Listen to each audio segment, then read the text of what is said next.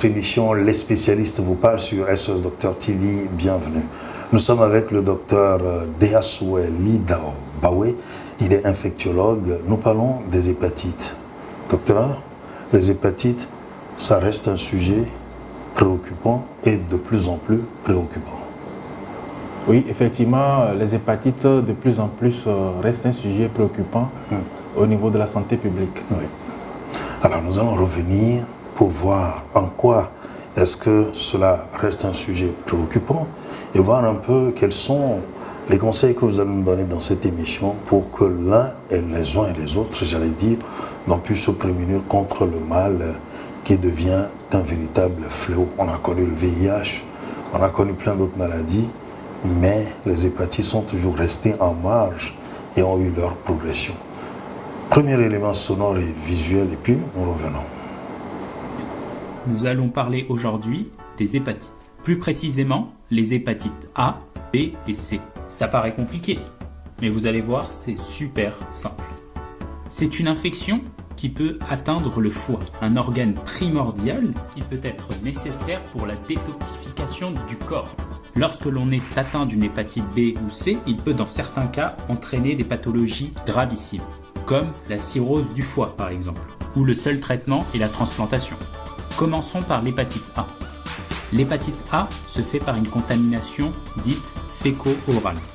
Elle est généralement présente dans les pays plutôt pauvres. Il n'existe pas d'égout dans certains pays par exemple. Il peut donc y avoir une contamination des os ou encore des légumes.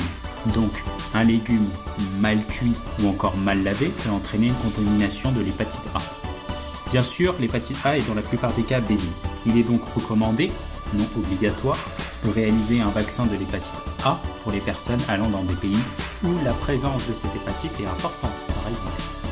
Concernant l'hépatite B, la transmission se fait d'une autre manière. Elle peut se faire par le contact du sang, comme par exemple l'échange de seringues contaminées, ou encore par voie sexuelle, et enfin par transmission materno-fétale, c'est-à-dire entre la mère et l'enfant au moment de l'accouchement.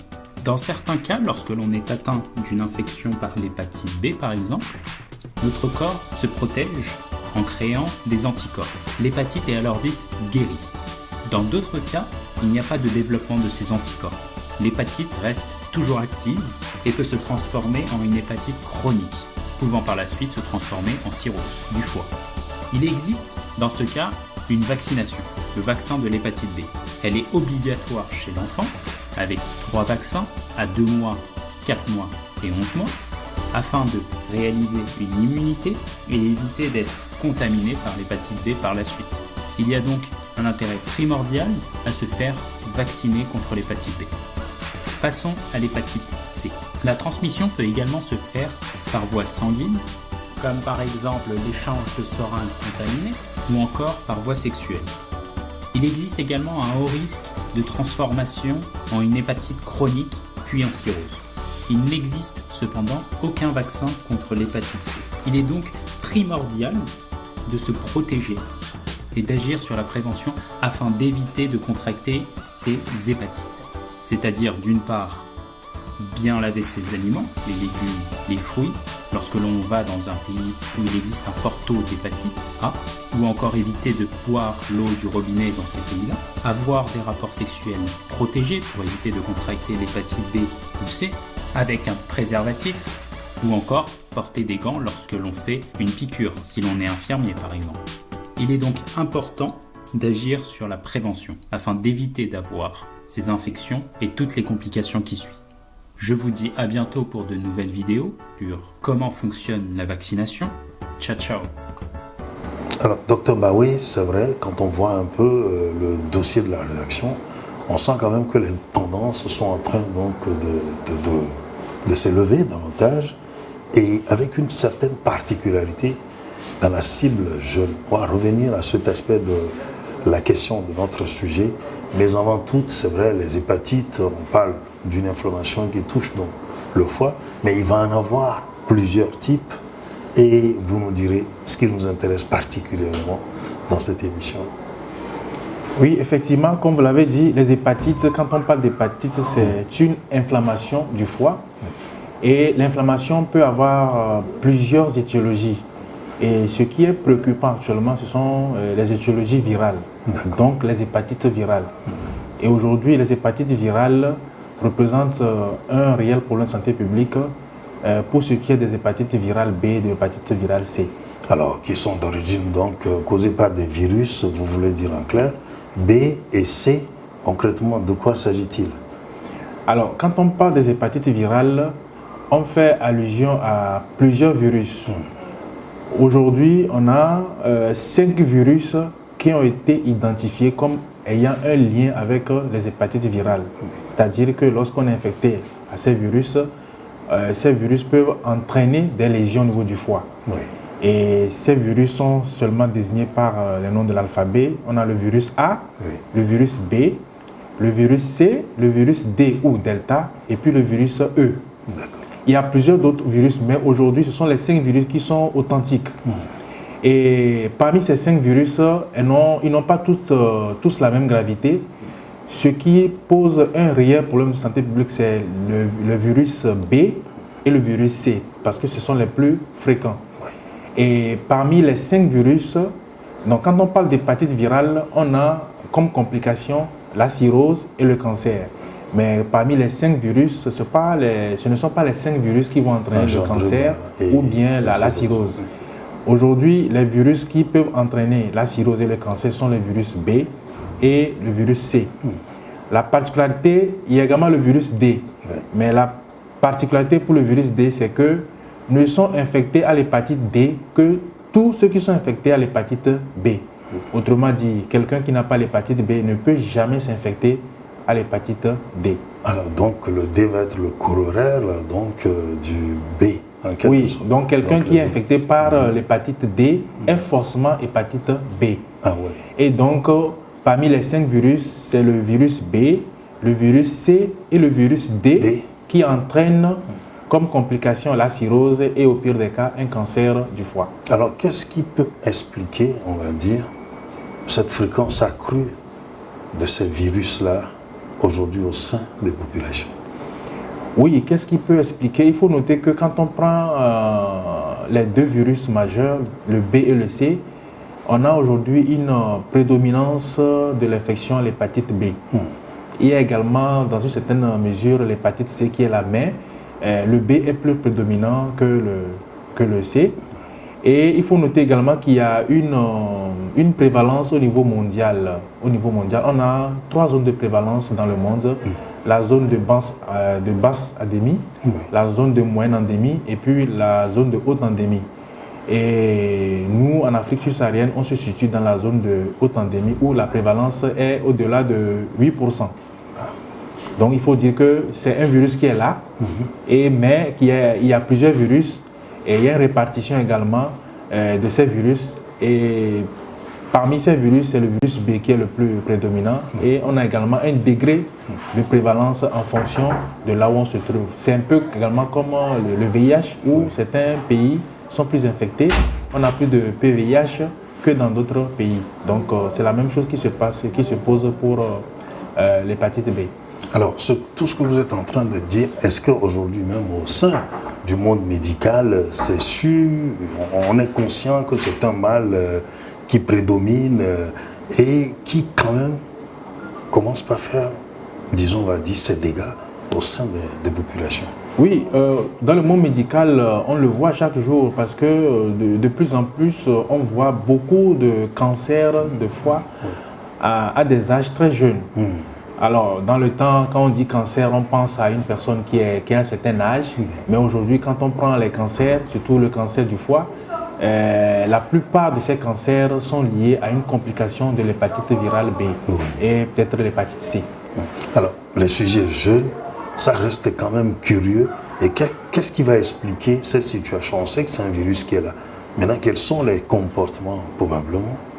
Peut-être notre environnement, peut-être d'autres facteurs qui font que chez les jeunes, on va noter plus de cas, plus de fréquences.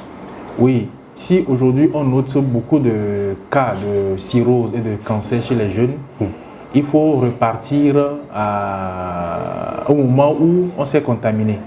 Alors, un cancer du foie, une cirrhose, ça n'arrive pas du jour au lendemain. Donc quelqu'un qui est infecté par, je prends toujours l'hépatite B, qui est infecté par l'hépatite B, qui est au stade de cirrhose, il faut compter son infection 10-15 ans en arrière.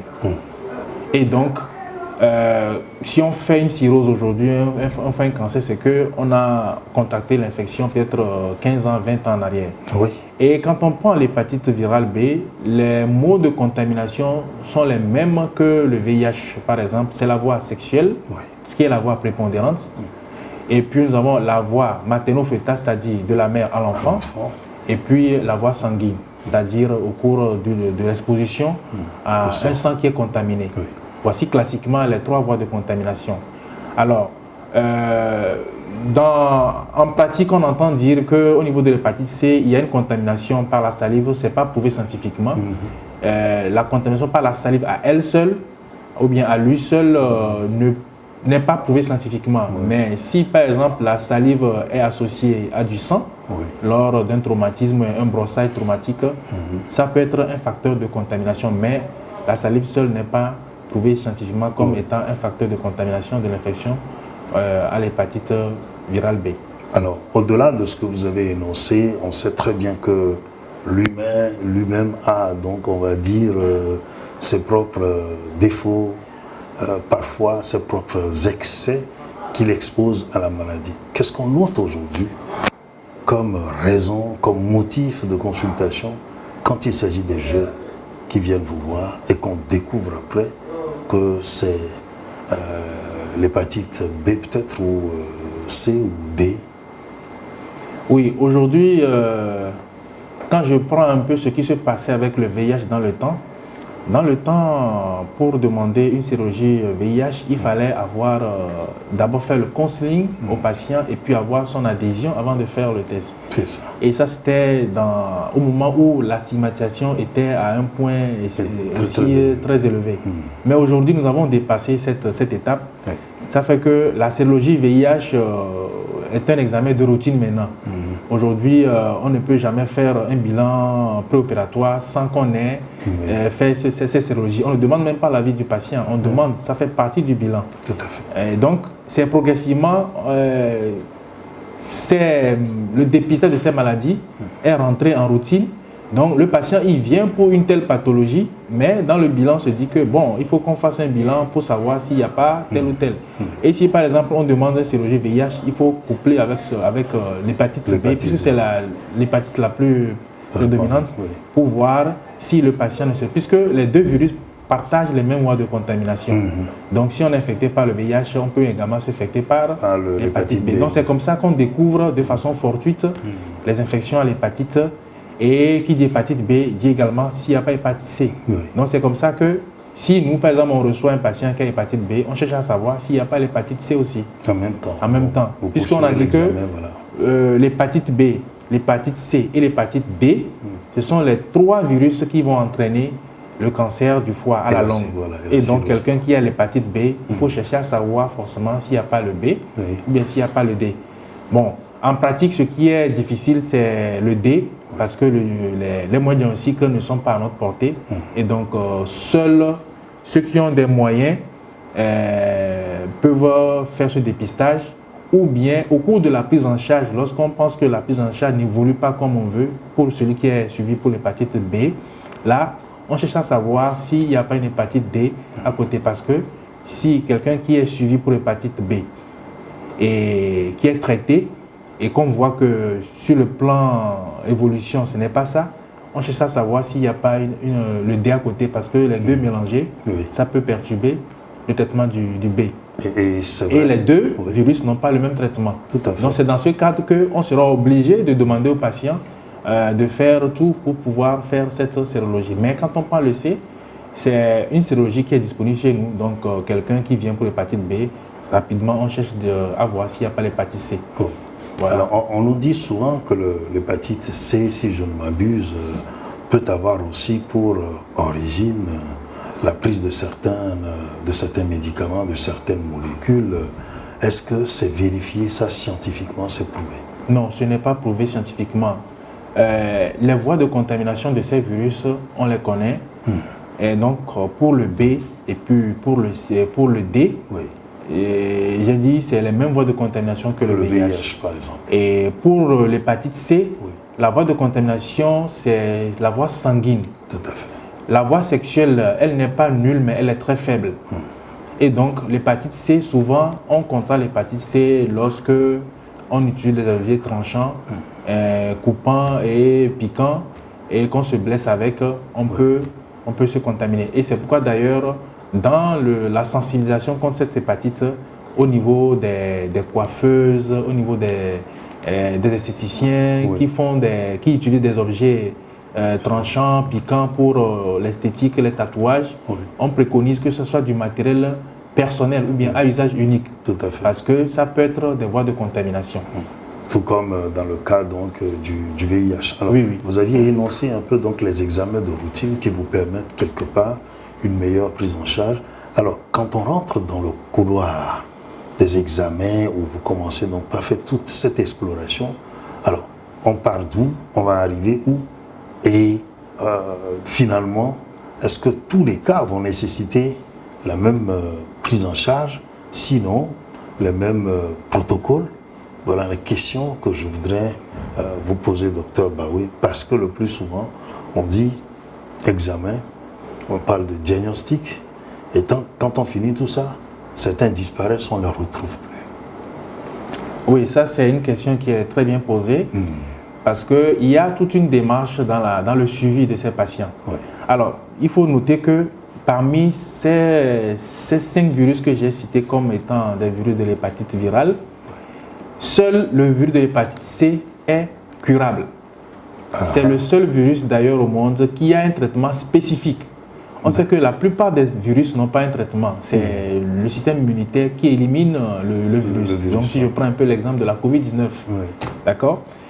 Donc, quand on prend les autres hépatites, il y a un traitement pour le B, il y a un traitement pour le D, mais ce n'est pas un traitement, pas un traitement qui va tuer le virus, si je peux m'exprimer ainsi. C'est un traitement qui va permettre de calmer le virus pour qu'il ne se multiplie pas dans l'organisme de la personne qui est infectée.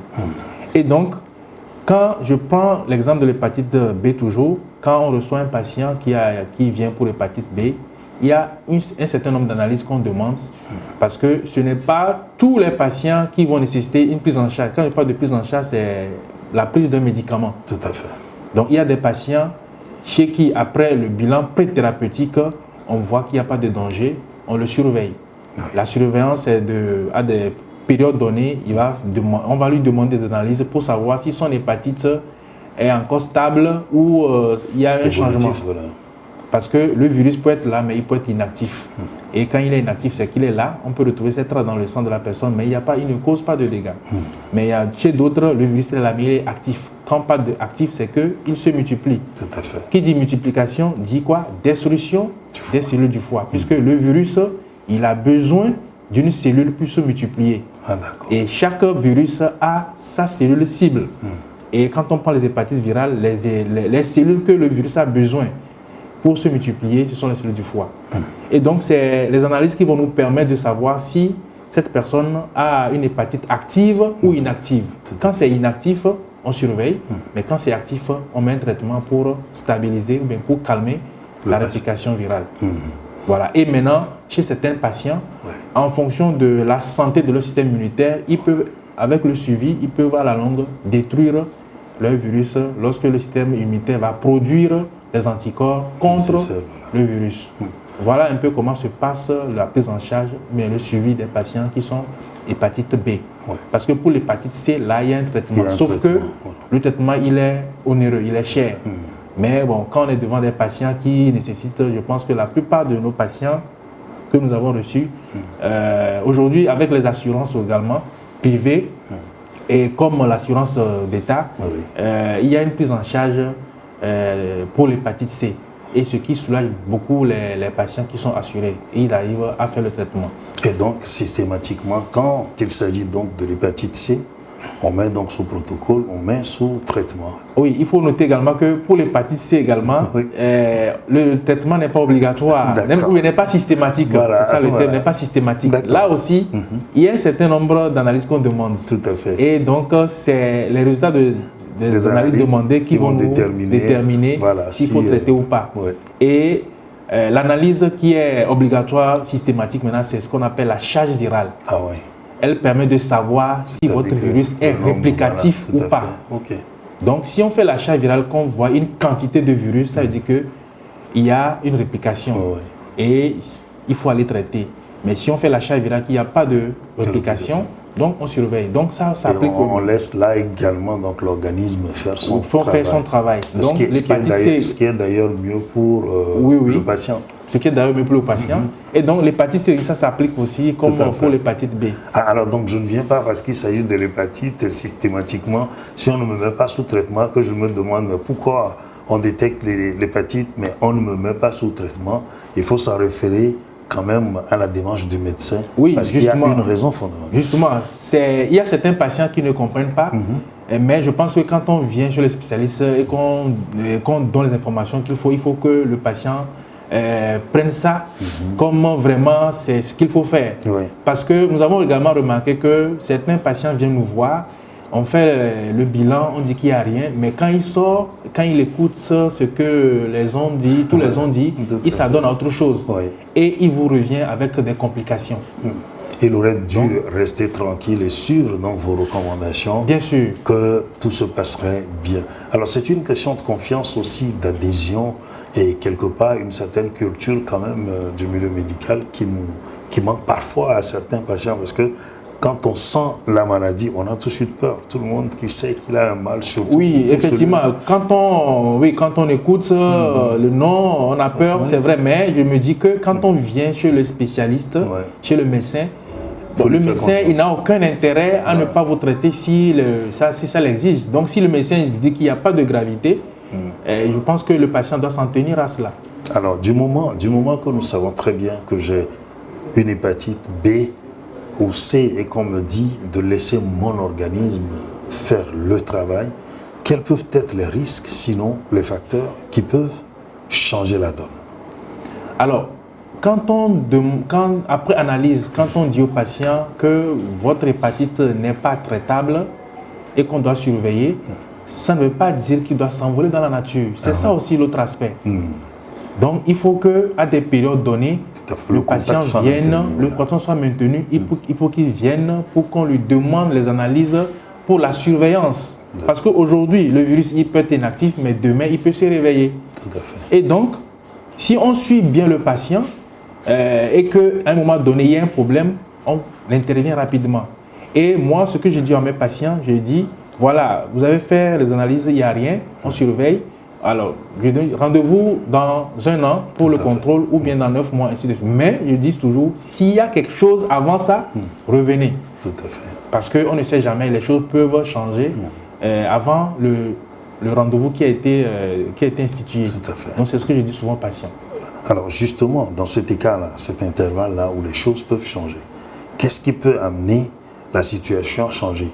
Quels sont les comportements peut-être récriminatoires que nous pouvons donc évoquer à ce niveau? Très bien. Là, vous avez également évoqué un aspect très important. Quels sont les comportements qui peuvent changer la donne? Voilà.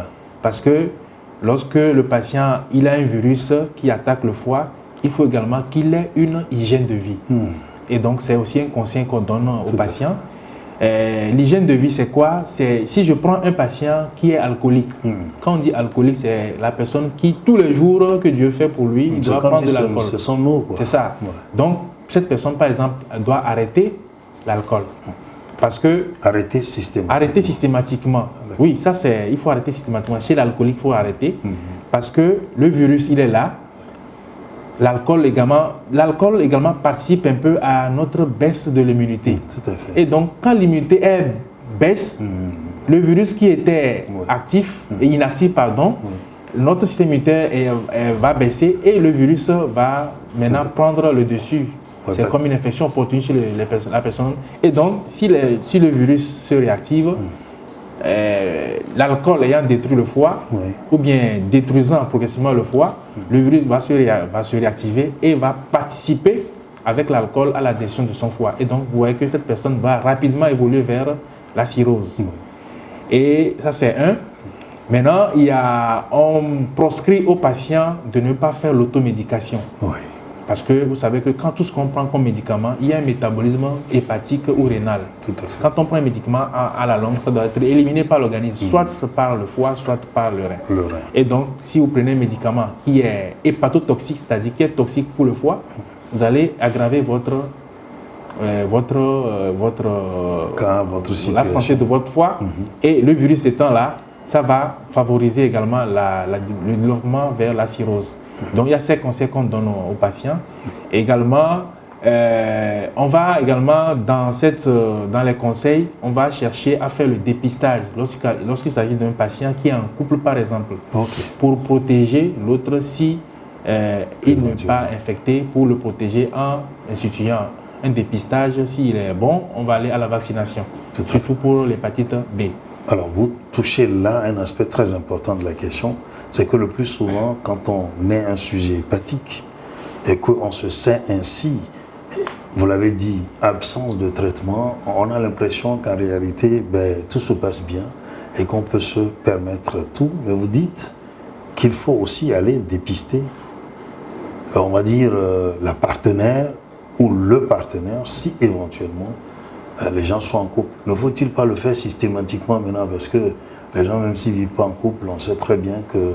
Oui, bon, quand je dis en couple, je ne parle pas des couples légalement ou bien régulièrement, enfin légalement, mais du moment où la personne a des rapports sexuels avec une autre personne, il faut aller au dépistage. Mais ce qui est plus facile à faire chez nous, c'est que je suis devant un patient qui est marié, légalement ou pas, donc qui vit avec un partenaire à la maison. C'est plus facile de faire le dépistage des deux qu'un patient comme ça, qui n'est pas marié mais qui a des partenaires sexuels.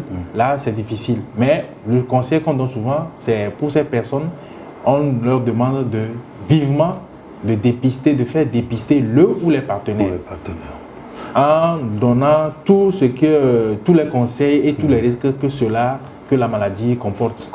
Oui. Et donc la personne sent la nécessité de pouvoir protéger l'autre, mais en fait ne pas peut-être se réinfecter aussi en même temps, comme dans le cadre du VIH. Exactement. Alors vous dites que c'est des similitudes et la même démarche. Oui, c'est des similitudes, comme j'ai dit, l'hépatite B et le VIH, les modes de transmission sont les mêmes. Oui.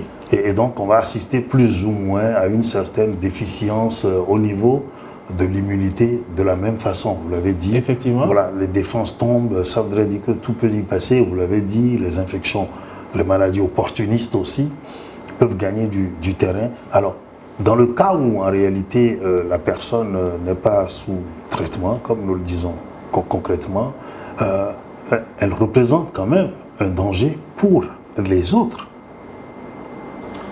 Oui et non. Oui, pourquoi? Parce qu'elle est infectée et puis au moment où on l'a reçu, on a fait tout ce qu'il faut, on est arrivé à la conclusion que ce patient n'est pas traitable.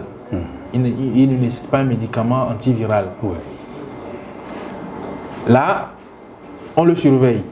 Mais la surveillance, c'est que après un certain temps, il doit revenir pour refaire les mêmes analyses. Mais entre-temps, entre le moment où on l'a vu et le moment où il revient, il peut se passer beaucoup de choses. Tout à fait. Donc le virus peut changer et il peut se répliquer. Et plus le virus se réplique, plus les chances de contamination sont grandes. Non, parce que si on dépiste une personne et on fait dépister ses partenaires, et si davantage ces partenaires sont séronégatifs et qui se vaccinent, ils sont protégés. Donc c'est le conseil qu'on va donner. La personne qui est séronégative se fait vacciner et elle se protège, surtout pour les personnes qui sont en couple. Elle se protège définitivement contre l'hépatite B. Et donc c'est ça en réalité qui est la démarche la plus conseillée. Et vous dites clairement, dans le cas où on doit vacciner, c'est quand on a détecté, enfin il y a absence de détection de virus chez la personne, qu'on met la vaccination. Est-ce qu'on peut mettre la vaccination quand bien même on a eu et puis peut-être que le virus ne se réplique pas ou... Non. pour ce qui est de l'hépatite B, Oui, il y a une particularité. c'est ça. Pour aller à la vaccination, il faut forcément Ouais. se dépister. Parce que le virus même est un virus qui est très complexe. D'accord. Et donc, il faut se dépister nécessairement. Il faut être indemne de l'infection avant d'aller à la vaccination. Donc, si on fait un dépistage et que la personne est séropositive, le vaccin ne sert plus. Oui. Donc là, il faut faire appel à son système immunitaire, s'il est bon, pour pouvoir éliminer le virus après. Ou au cas où le système n'est pas bon, donc mettre le traitement. Au cas où les critères l'exigent, Voilà, on met un traitement. on met un traitement. Parce que sous traitement également, chez ces patients, on a également des chances de guérison D'accord. à la longue. D'accord. Oui. À la longue, vous le dites. Donc, en fait, la prise en charge de l'hépatite va être sur la durée, comme pour le VIH finalement. Oui, il y a quelques années en arrière, c'était une prise en charge chronique comme le VIH. Voilà. Mais depuis quelques années, avec les recommandations internationales, il y a une possibilité d'arrêter le traitement après un certain nombre d'années, oui. et puis sur la base de certains critères tels que la charge virale. Voilà. Aujourd'hui, avec l'hépatite B, on peut arrêter le traitement. Mais quand on arrête le traitement, ça ne veut pas dire que la personne est forcément guérie, Oui. mais c'est que le temps au bout duquel le traitement a été fait est suffisant pour ne plus vraiment réveiller le virus. C'est ça. Mais quand même, on surveille toujours. On surveille toujours. Parce que d'autres facteurs, d'autres comportements peuvent créer un terrain favorable Effectivement. au réveil de ce virus-là. Effectivement. Alors, vous le dites, quand on est vacciné, est-ce qu'on est totalement protégé des hépatites? La vaccination, c'est à 100% efficace, c'est une barrière sûre? Quand on est vacciné, on est à 100% à l'abri des hépatites virales B. Oui. Puisque ce n'est pas tous les virus qui ont un vaccin. Tout à fait. Le virus C n'a pas de vaccin, mais il y a un traitement. Le virus B a un vaccin et ce vaccin protège en même temps contre le virus D, puisque j'ai dit que Le B, ne le peut D. être infecté par le D que celui qui a le B. Donc quand on fait la vaccination contre le B, on se protège contre le B et le D en même temps. Donc il y a un avantage aujourd'hui en prenant en charge, quelle que soit la manière, quel que soit le mode, le protocole, le B et le C. Il y a un double avantage. Il y a un double avantage parce que les moyens de prévention, les moyens de traitement existent. Voilà. Et quand on prend le virus de l'hépatite A, également, il y a un vaccin. Mais sauf que ce n'est pas une hépatite qui est très fréquente, surtout dans notre contexte où c'est une hépatite qui est liée à ce qu'on appelle au péril fécal. Ah, d'accord. C'est-à-dire qu'on contracte cette hépatite comme on peut contracter la fièvre typhoïde ou bien le choléra. Le choléra, voilà. Et donc, avec l'amélioration de l'hygiène, c'est une hépatite qui est de moins en moins rencontrée. Un peu comme également les épidémies de choléra, qui de moins en moins ne sont plus comme avant. Et puis la fièvre typhoïde également. Donc, quand l'hygiène est améliorée, ces maladies qui sont liées à l'hygiène également vont reculer. Voilà, justement, vont baisser donc on va dire de fréquence, et la courbe va être moins évolutive. Alors, docteur, il y a un élément aussi fondamental où vous avez évoqué la cirrhose, vous avez évoqué le cancer du foie. Quand on arrive à ce stade, c'est l'étape ultime où en réalité, on est pratiquement au bout du couloir. Oui, effectivement, quand on arrive au stade de cirrhose ou de cancer, c'est que on est, comme vous le dites, au bout du couloir. Donc, et dans notre expérience, la plupart des patients que nous voyons à ce stade, c'est que le stade est vraiment très avancé. Oui.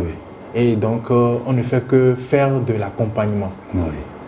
C'est-à-dire que là, on est sûr à 100% que la rémission va être difficile. La rémission va être difficile, voire même impossible. Impossible. Parce que quand on parle de cirrhose, c'est que le foie est complètement détruit.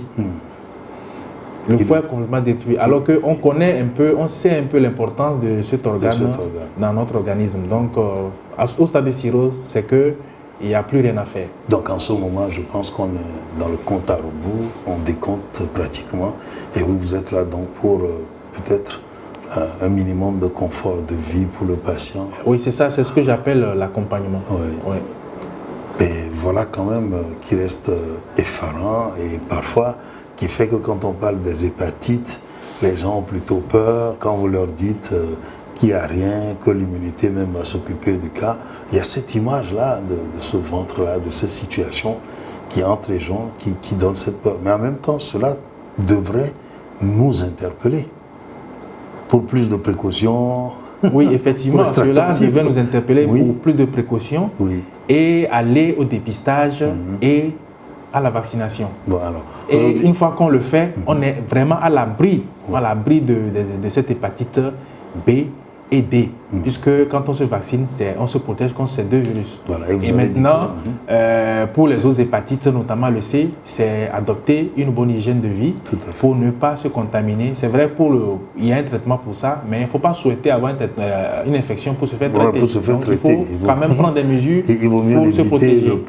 le maximum possible pour en être totalement à l'abri. Alors, vous l'avez dit, le dépistage systématique, comme on l'a souvent recommandé dans le cadre du VIH, mais nous n'allons pas nous tromper donc de cible, nous parlons des hépatites. Alors, tout sujet peut se faire dépister juste par pure volonté. Bien sûr, tout sujet peut se faire dépister par pure volonté. Voilà. Il suffit d'approcher un agent de santé et lui demander qu'on veut faire le dépistage. On vous établit le bulletin pour aller faire le dépistage. Tout à fait. Et ce qu'on conseille également, quand on veut faire le dépistage, c'est qu'il faut se dire que quand on est négatif, il faut aller directement à la vaccination. La vaccination, une fois qu'on est vacciné contre l'hépatite B, je vous dis qu'on est à l'abri. On est à l'abri des hépatites. Donc psychologiquement, en venant faire le test, je me prépare donc pour la vaccination et pour en même temps tout ce que vous avez dit, les conseils, adopter une bonne hygiène de vie derrière. Je dois réfléchir à cet ensemble-là avant de venir voir le médecin. Je ne viens pas, je fais le test, ok, je repars et puis c'est bon, je reviens pour la vaccination. Donc je me prépare en même temps pour les deux. Oui, non, bon, oui, on se prépare pour les deux. Forcément, quand on est négatif, c'est pas dans le bureau de médecin qu'on va faire la vaccination. La vaccination en même Mais temps. le médecin a obligation de diriger le patient vers un centre de vaccination où tout le protocole vaccinal lui sera dit là-bas et il faut qu'il suive à la lettre pour avoir les doses requises et être protégé définitivement contre l'hépatite B. Alors, quand vous dites les doses requises, c'est combien de doses finalement? Oui, quand on dit les doses requises, c'est qu'il y a un certain nombre de doses qu'il faut avoir pour être suffisamment, pour développer suffisamment les anticorps protecteurs. Donc, c'est 3 doses. Ces 3 doses à des périodes bien déterminées, mais il faut avoir 3 doses pour stimuler suffisamment le système immunitaire qui va produire les anticorps qui vont nous protéger contre les hépatites. Alors, est-ce que ça se passe de la même façon chez les personnes d'un certain âge? Oui, les vieux, les vieilles? Les 3 doses pour l'hépatite B, c'est pour tout le monde. Mais il y a également chez des sujets à risque, par exemple, on peut aller à 4 doses. C'est 3 doses pour le commun, mais 4 doses pour les sujets à risque. J'entends pas sujets à risque. Les personnes qui sont dans un contexte où ils sont exposés. Donc, dans les sujets à risque, on met le personnel de santé, surtout ceux qui travaillent dans les laboratoires, qui manipulent, qui sont tout le temps en contact avec les sécrétions biologiques et autres. Et on n'entend pas sujet à risque les professionnels de sexe. On n'entend pas sujet à risque les hommes qui ont des rapports sexuels avec d'autres hommes. Donc, ces personnes-là, lorsqu'on, en tant que médecin ou bien agent de santé, on est devant ces personnes, on doit préconiser 4 doses au lieu de 3 doses pour celui qui n'a aucun facteur de risque. Alors, chez les nouveau-nés, on va dire, chez les tout-petits, est-ce que ce même protocole va être appliqué? Oui, chez les nouveau-nés également, c'est 3 doses. Lorsque le nouveau-né ou bien l'enfant naît d'une mère chez qui l'hépatite B n'avait pas été découverte pendant la grossesse, puisque le dépistage de l'hépatite B est un examen obligatoire dans le bilan prénatal. Tout à fait. Et donc, si une femme enceinte chez qui on n'a pas découvert cette infection, l'enfant qui naît recevra les 3 doses comme tout le monde. Donc, dès qu'il commence sa vaccination à 6 semaines, il va avoir ces 3 doses. Mais chez l'enfant qui naît d'une mère, chez qui on a découvert l'hépatite B pendant la grossesse, dans la prévention de la transmission mère-enfant, l'OMS préconise que dès que l'enfant naît, dans les 24 heures qui suivent sa naissance, on lui administre sa première dose. Donc, ça veut dire que ça va se faire à la salle d'accouchement. Tout à fait. Et après, maintenant, puisque c'est à 6 semaines que le nouveau-né va commencer sa vaccination, maintenant, à 6 semaines, il va rentrer Dans le protocole normal. Donc, vous voyez qu'il aura 4 doses au lieu de 3 doses pour l'enfant qui n'a pas de facteur de risque. Aujourd'hui, si en réalité il y a des conseils pratiques à donner aux gens, surtout la cible jeune qui nous intéresse particulièrement, parce que vous l'avez dit, hier encore, quand on devait parler de cirrhose, de cancer de foie, j'étais chez les personnes d'un certain âge. Aujourd'hui, si c'est la cible jeune qui se retrouve face à ce fléau, quels sont les conseils que vous pouvez donner? Alors, merci pour cette question. Alors, les conseils qu'on peut donner aujourd'hui, c'est le dépistage. En premier lieu, c'est le dépistage. Tout à fait. Et comme on l'a dit tantôt, le dépistage, quiconque peut aller se faire dépister. Oui. Parce qu'aujourd'hui, on connaît la gravité que cela peut entraîner. Donc, quelqu'un qui ne l'a jamais fait peut se lever comme ça et aller chercher à se faire dépister. Oui. Et une fois qu'on est dépisté, alors, de toute façon, quand on va faire un examen, il faut s'attendre à 2 résultats. Tout à fait. Soit c'est bon, soit c'est pas bon. C'est pas bon, oui. Alors, quand c'est bon, c'est qu'on n'est pas infecté, il faut aller directement mettre un moyen de prévention radical, c'est la vaccination. Et quand ce n'est pas bon, il faut venir vers les spécialistes pour le suivi. Parce que quand c'est pas bon, là également, il y a plusieurs degrés de gravité.